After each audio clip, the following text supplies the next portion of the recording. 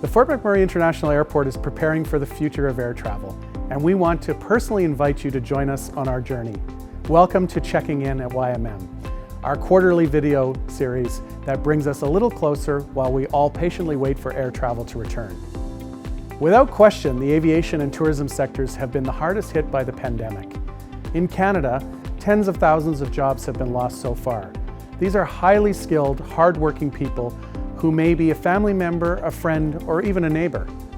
Canada's airports continue to advocate for federal financial relief because we know families and communities need us for their recovery. I will briefly touch on what the aviation industry used to look like before the pandemic.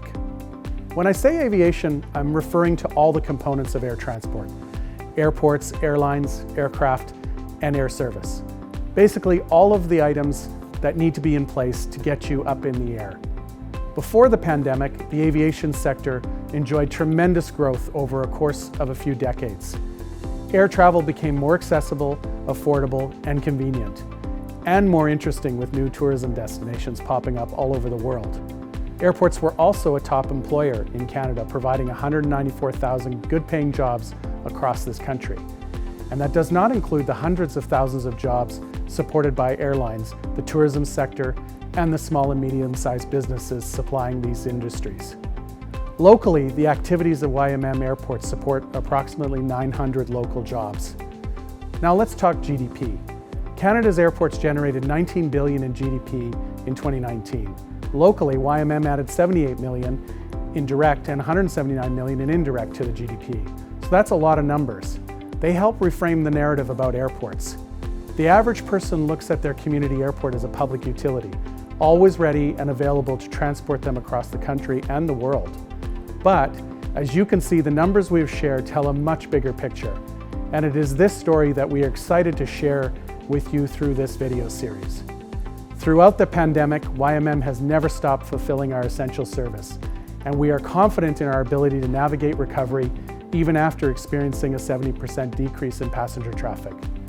We are an independent, not-for-profit corporation, and we depend on users to generate the revenue needed to sustain jobs and maintain the operations of the airport.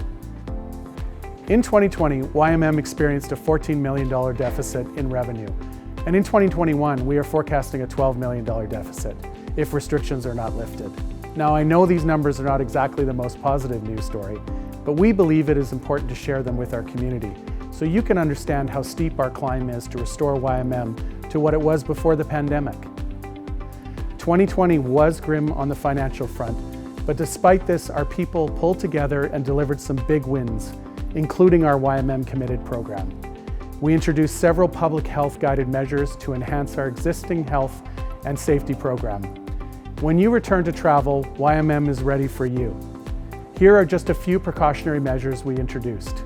We added state-of-the-art technology to sterilize the terminal, increased the number of available hand sanitizing stations, amplified our hand washing measures, and increased cleaning and disinfecting of all flat surfaces and shared space areas, including customer seating, baggage carts, and so much more. The complete overview can be found at flyYMM.com. YMM was one of the first airports in Canada to achieve global health accreditation through Airports Council International World, with more Canadian airports quick to follow. This is just one of the high points from last year, despite working against the pandemic backdrop. Each quarter, we will share these great stories and do a check-in on what is happening in air travel. YMM has a strong track record responding to traffic loss, financially stabilizing our organization. We are ready and eager to apply these lessons to rebuilding a better, stronger, and more sustainable airport. We will check in again next month to talk about the first quarter of 2021. But until then, fly healthy, fly safe, fly YMM.